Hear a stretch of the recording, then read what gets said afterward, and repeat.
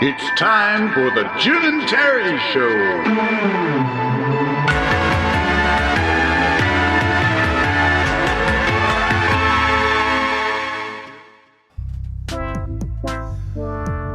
The Jim and Terry Show on this frosty, wintry, maybe even accident-prone morning. Stop thinking about tomorrow. Don't stop.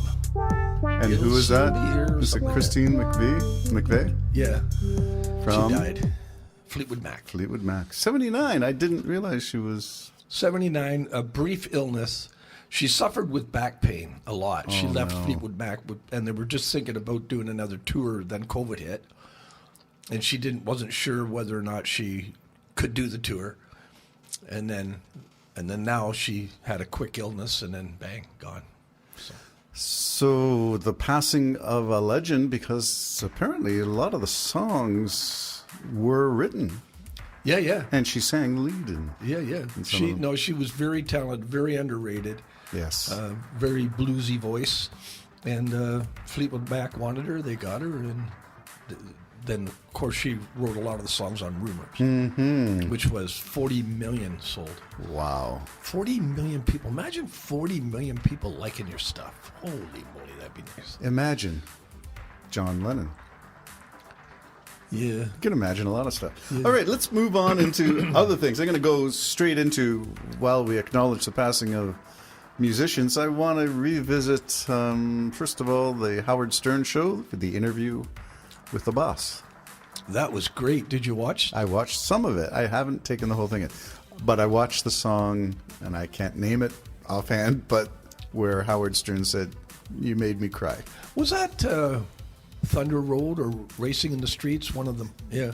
I said I couldn't name it, Jim, so if you can name it, that's good. I saw Howard Stern being interviewed about that interview. About the interview.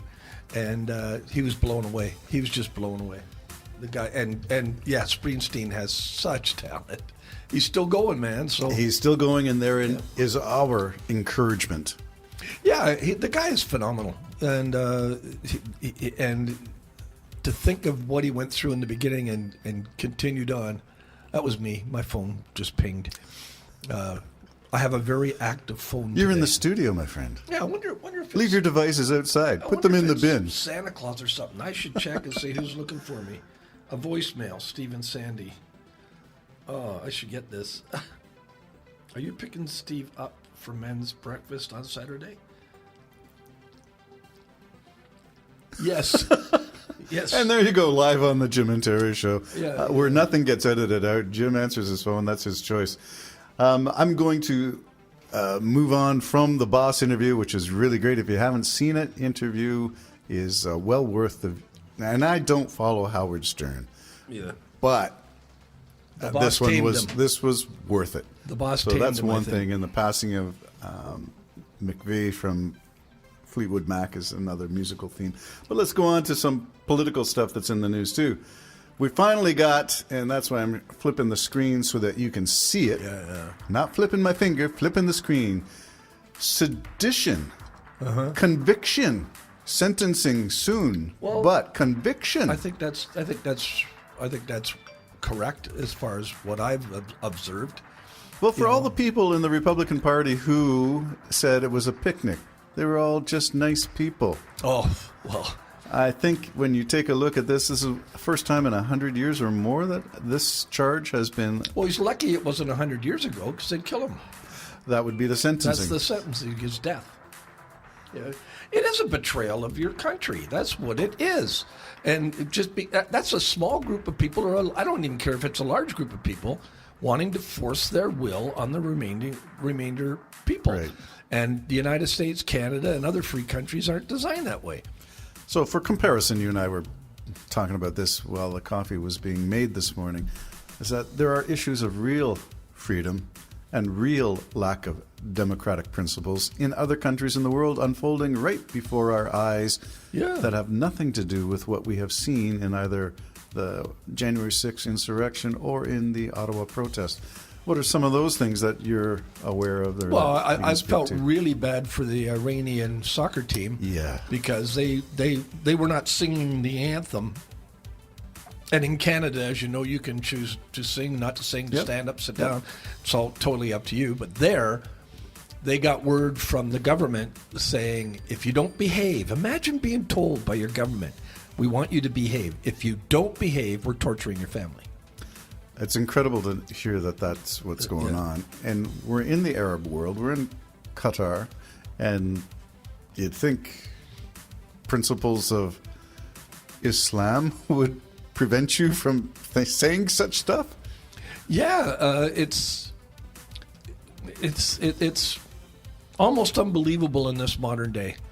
Did you see any Iranian women in the stands? Saw some really good-looking Iranian women in the stands, man. I had heard that they were forbidden from watching soccer.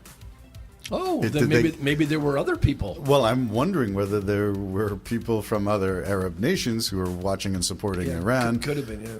Or maybe it was, since they got out of Iran, that women could actually watch FIFA and enjoy it because they can't enjoy it in their own country. We can't imagine such oppressive behavior from our governments.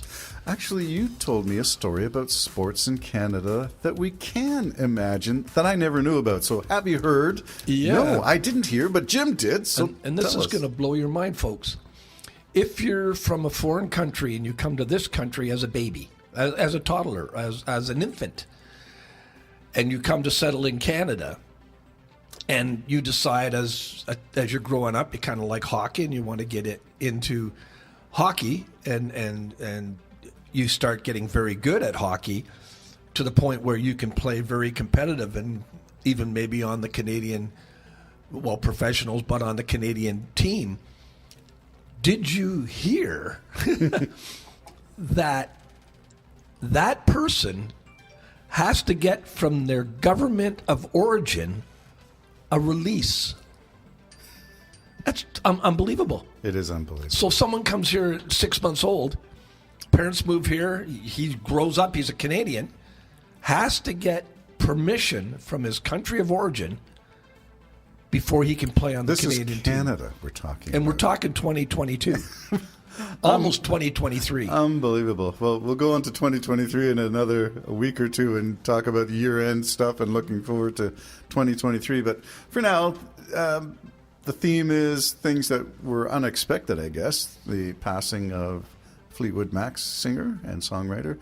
The demise of Canada's soccer team after Yeah. great goal. I didn't get to see the game. Did you? Yes. Did you get to see it? Oh, yeah. I hear they were pretty well undone by the team.